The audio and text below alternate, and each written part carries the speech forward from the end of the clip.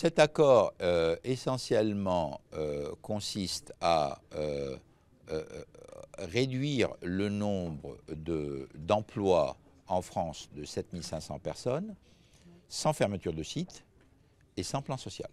Il demande une modération salariale, il demande un peu plus de flexibilité dans le cadre des mouvements qui devront avoir lieu entre les différents sites de production.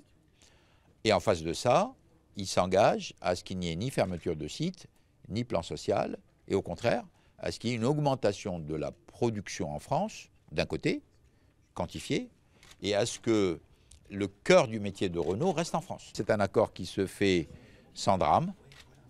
Ce n'est pas un accord qui se fait à la veille d'annonces de résultats catastrophiques. Nous avons eu des résultats tout à fait convenables sur l'année 2012. Ça ne nous a pas empêché de traiter un problème de compétitivité qui n'est pas un problème immédiat de court terme, mais qui est un problème plutôt à moyen terme. Ce qui est mis sur la table au moment où nous causons, au moment où nous signons, c'est l'équivalent en termes de volume d'un site industriel comme Flins.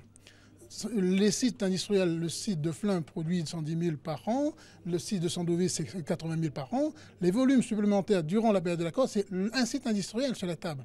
Donc c'est pas rien. On avait l'habitude ces dernières années de négocier des accords pour les indemnités de chômage. Depuis des années, nous avons nos sites qui chôment, les salariés perdent de l'argent.